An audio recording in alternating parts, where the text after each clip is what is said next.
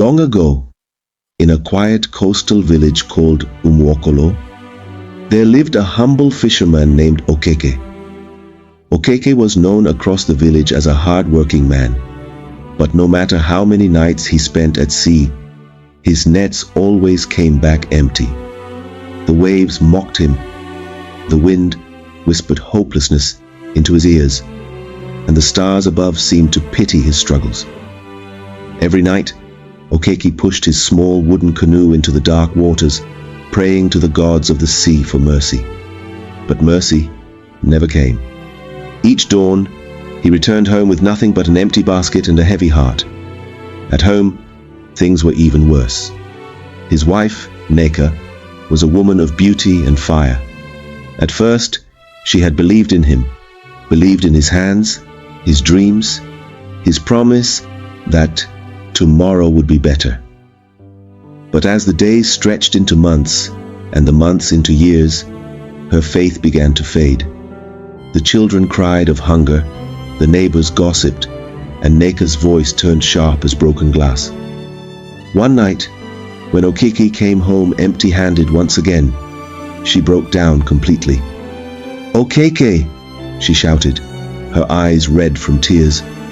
"Of what use is a man who cannot feed his family? Look around you. We have nothing. Not even the gods pity us. Do something, or I swear I'll leave this house and take the children with me." Okeke sat in silence that night, staring at the dying flame of their oil lamp. Something in him cracked. A deep, painful crack that only a desperate man can understand. He decided that night that he would go out to sea and never return until the gods had answered him. So, when the moon rose high, Okeke took his canoe and paddled into the dark sea. The waves were fierce that night, and the wind howled like an angry spirit. Hours passed, and still not a single fish swam into his net. Exhausted and defeated, he lay back in his boat and whispered, "O gods of the water, what have I done to deserve this suffering? If only you would hear me, I would give anything at all." The sea went silent. Even the waves seemed to hold their breath. And then, a soft melodic voice broke through the stillness. "Anything you say?" Startled, Okeke sat up. Before him, the waters began to swirl and shimmer with blue light. From the heart of the ocean rose the most beautiful being he had ever seen. A woman with skin that glowed like moonlight, eyes as deep as the sea, and hair that flowed like dark waves. Around her, the water danced as if obeying her will. "I am Mamirinma," she said, her voice both gentle and commanding. "The goddess of these waters." Okeke bowed low, trembling. "O great one, forgive me. I meant no disrespect." The goddess smiled faintly. "Your heart is heavy, Okeke. I have watched you struggle night after night. You have the heart of a true fisherman, but fate has been unkind. I can change that." Okeke looked up, disbelief and hope wrestling in his eyes. You can help me?" "Yes," she replied. "I can fill your nets with fish. I can make you rich beyond your dreams, but—" Her eyes turned sharp. "Every gift has a price." Okeke swallowed hard. "What do you want from me?" The goddess glided closer, her reflection dancing on the ripples.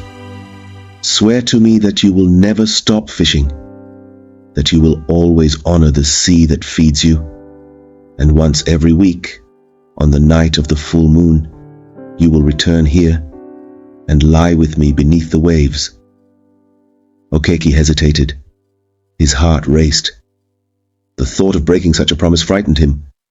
But then he remembered Neka's threats, his children's hungry eyes, and the laughter of the villagers who mocked his poverty. He nodded. "I agree, great goddess. I swear it." "Good," she said softly. "Then cast your net once more." He did. and when he pulled it up, it was heavy. So heavy he could barely lift it. When he peered inside, it overflowed with fish of every kind, red snappers, catfish, tilapia, their silver scales gleaming in the moonlight. Okeke fell to his knees, tears in his eyes. Thank you, Mirinma. From that night, Okeke's life changed. He brought home so many fish that the villagers gathered each morning to watch his return. They marveled at his success. In days, his poverty vanished. He built a fine house, bought new boats, hired young men to work for him. His wife, Neka, dressed in fine wrappers and jewelry. She smiled again, but in her eyes there was suspicion. "Okeke," she said one night, "how did you suddenly become so wealthy? Did you find treasure in the sea? Or did you make a deal?" He laughed it off, kissed her forehead and said, "My dear, the gods have finally remembered me." But deep down, he knew he was living on borrowed blessings. Weeks turned into months. Every full moon, Okeke kept his secret meeting with Mirinma. She always greeted him with warmth, her voice sweet as the sea breeze. But as he grew richer, Okeke began to change. Pride crept into his heart. He looked at his reflection and saw not the poor fisherman he once was, but a man of power, a man above others. And with pride came greed. He no longer went to sea every night, only when he wished. His workers did most of the labor, while he feasted and drank palm wine. When Mirinma summoned him, he delayed. One night, he didn't go at all. The following morning, he noticed the sea looked different, darker, angrier. The waves crashed against his boats, tearing one apart. His men complained that the fish were gone. "They've disappeared, master," they said. "The nets are empty again." Okeke brushed it off. "It's just a bad tide." But the bad tides continued.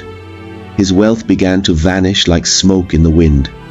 His boat sank, his workers left, and his wife once again began to curse him. "What have you done, Okeke? You brought shame on this house again." One moonlit night, desperate, Okeke returned to the sea. He paddled to the same spot where he first met the goddess and called out her name. "Mirinma, great goddess, forgive me. I was foolish. Please come back." The sea remained silent. Only the waves replied, slapping against his boat with cruel indifference. He shouted again and again until his voice broke, but no answer came.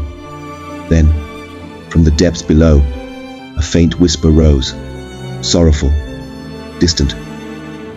"Okeke, you broke your promise." The sea began to churn violently. A giant wave rose and overturned his canoe.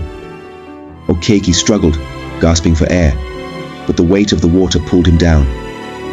In the moonlight, for a brief moment he saw her, the goddess, her face filled with sadness, not anger. "I gave you everything," she whispered, "but you chose pride over promise." And then she was gone. When the sun rose, the villagers found Okeke's canoe washed ashore, empty. His body was never found.